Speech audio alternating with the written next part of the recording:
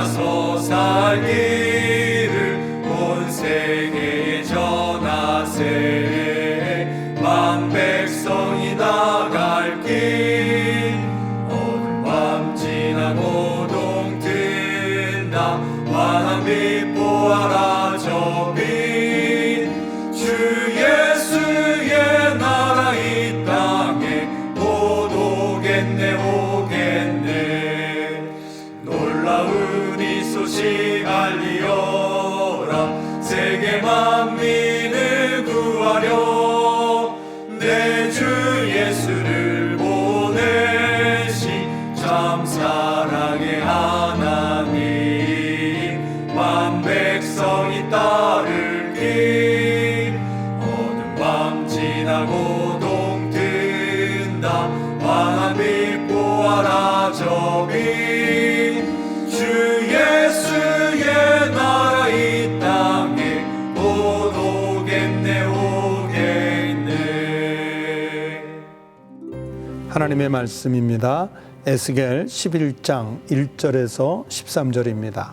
그때에 주의 영이 나를 들어올려서 여호와의 전 동문 곧 동양한 문에 이르시기로 보니 그 문에 사람이 25명이 있는데 내가 그 중에서 아수르의 아들 야사냐와 브나야의 아들 블라데아를 보았으니 그들은 백성의 고관이라. 그가 내게 이르시되 인자야, 이 사람들은 불의를 품고 이 성중에서 악한 꾀를 꾸미는 자니라. 그들의 말이 집 건축할 때가 가깝지 아니한즉 이 성읍은 가마가 되고 우리는 고기가 된다 하나니. 그러므로 인자야, 너는 그들을 쳐서 예언하고 예언할지니라. 여호와의 영이 내게 임하여 이르시되 너는 말하기를 여호와의 말씀에 이스라엘 족속아, 너희가 이렇게 말하였도다. 너희 마음에서 일어나는 것을 내가 다 아노라. 너희가 이 성읍에서 많이 죽여 그 거리를 시체로 채웠도다. 그러므로 주 여호와께서 이같이 말씀하셨느니라. 이 성읍 중에서 너희가 죽인 시체는 그 고기요, 이 성읍은 그 가마인데 너희는 그 가운데에서 끌려 나오리라. 나 주 여호와가 말하노라. 너희가 칼을 두려워하니 내가 칼로 너희에게 이르게 하고 너희를 그 성읍 가운데에서 끌어내어 타국인의 손에 넘겨 너희에게 벌을 내리리니 너희가 칼에 엎드러질 것이라. 내가 이스라엘 변경에서 너희를 심판하리니 너희는 내가 여호와인 줄을 알리라. 이 성읍은 너희 가마가 되지 아니하고 너희는 그 가운데에 고기가 되지 아니할지라. 내가 너희를 이스라엘 변경에서 심판하리니 너희는 내가 여호와인 줄을 알리라. 너희가 내 율례를 행하지 아니하며 규례를 지키지 아니하고 너희 사방에 있는 이방인의 규례대로 행하였느니라 하셨다 하라. 이에 내가 예언할 때에 브나야의 아들 블라디아가 죽기로 내가 엎드려 큰 소리로 부르짖어 이르되 오호라, 주 여호와여, 이스라엘의 남은 자를 다 멸절하고자 하시나이까 하니라. 오늘 우리에게 주신 하나님의 말씀입니다. 성도 여러분, 새해 첫 주간이기도 하고요, 또 한 주간을 시작하는 월요일 아침입니다. 금년 한 해도 하나님의 인도하심 속에 살아가시고 이번 한 주간도 하나님의 축복 속에 사는 복된 한 주간, 복된 날들이 연속되시기를 주의 이름으로 축원합니다. 오늘 여기 11장 말씀은 13절까지만 읽었지만 사실은 크게 두 단락으로 구성이 돼 있습니다. 첫 번째는 1절부터 13절이 한 단락이고요. 또 14절부터 21절까지가 또 다른 한 단락입니다. 오늘 먼저 첫 번째 단락인 1절부터 13절 말씀을 놓고 좀 보시면 악한 지도자들에게 하나님의 심판이 내릴 것을 경고하는 말씀이라고 볼 수 있습니다. 이 악한 지도자들에게 하나님이 뭐라고 말씀하시느냐? 2절 말씀에 보면 인자야, 이 사람들은 불의를 품고 이 성중에서 악한 꾀를 꾸미는 자니라 했는데, 바로 악한 지도자들이 악한 꾀를 꾸미기 때문에 하나님의 심판이 예비되어 있는 거예요. 그래서 하나님이 이 악한 지도자들이 뭐 자기네들끼리 음흉하게 모여서 아무리 감추어서 꾀를 꾸미는 것 같아도요, 감출 수가 없어요.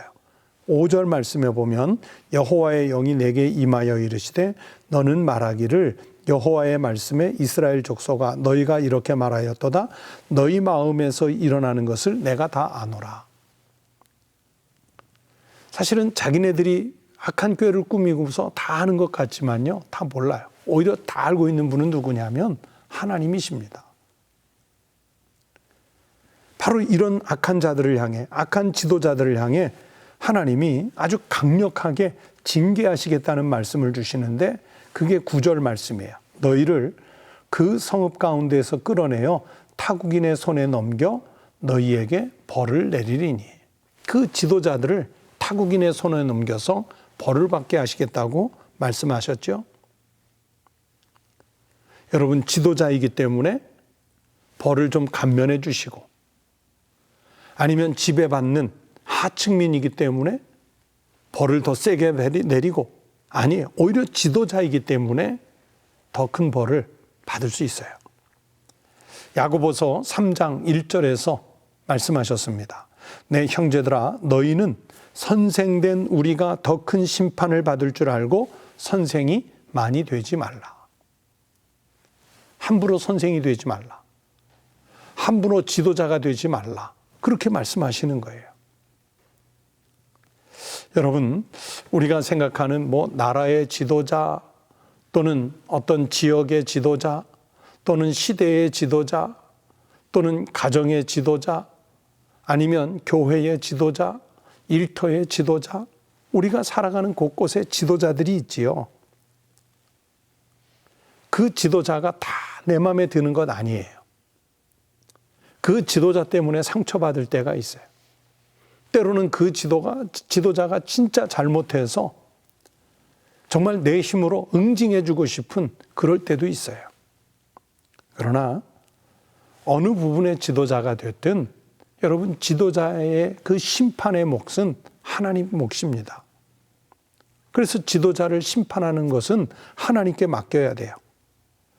다만 지도자 된 사람들은, 백성들은 그렇게 생각할지라도 지도자 된 사람은 자기가 큰 무리를 이끌든 작은 무리를 이끌든 하나님 앞에서 두렵고 떨림으로 맡아야 돼요.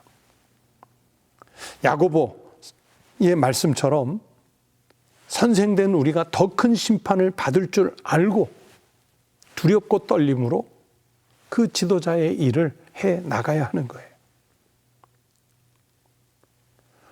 우리나라는 정말 지도자에 대해서 민감한 나라였죠. 대통령이 됐든 뭐 장관이 됐든 지역사회의 리더들이 됐든 참 지도자 때문에 무수한 고통을 겪었던 나라가 우리예요. 그렇기 때문에 지도자의 역할이 얼마나 소중한지를 잘 알고 있는 사람들입니다. 혹시 자신이 한 명 이상에게라도, 두 명에게 혹은 작은 무리에게라도 영향력을 끼칠 수 있으면 지도자가 됐다는 인식을 분명하게 가지고 하나님 앞에서 바로 설 수 있는 지도자가 되실 수 있기를 바랍니다. 두렵고 떨림으로 하나님이 내게 주신 그 직임을 감당해 갈 수 있는 지도자들이 꼭 되시기를 바랍니다. 또 두 번째 단락은 14절 이하의 말씀인데요. 그 엄청난 심판 중에도 남은 자, 이사야 선지자나 예레미야 선지자가 계속해서 남은 자 또는 구루터기 이렇게 말씀을 하셨는데, 바로 그 남은 자는 어디로 끌려갔든 고국으로 귀환할 것을 약속해 주시는 내용의 말씀입니다. 다시 말하면 이스라엘의 회복을 예언하는 말씀이고요. 고난 중에도 희망을 주는 메시지입니다.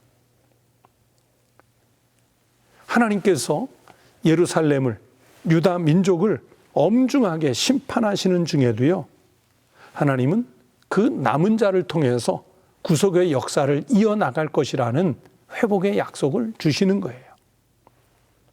다시 말하면 선택된 백성은 하나님이 예비해 놓으시는 것입니다. 주전 605년, 주전 597년 바벨론이 예루살렘과 유대를 공격해온 제1차 침략, 제2차 침략 때거든요. 그래서 그 주전 605년과 597년에 1차, 2차 침략을 통해서 많은 이스라엘 백성들이, 특별히 나라의 지도자된 이들이 포로된 상태로 끌려갔어요. 그렇게 포로가 돼서 끌려가는 사람들을 놓고 유다에 남겨진 사람들이 조롱을 했습니다.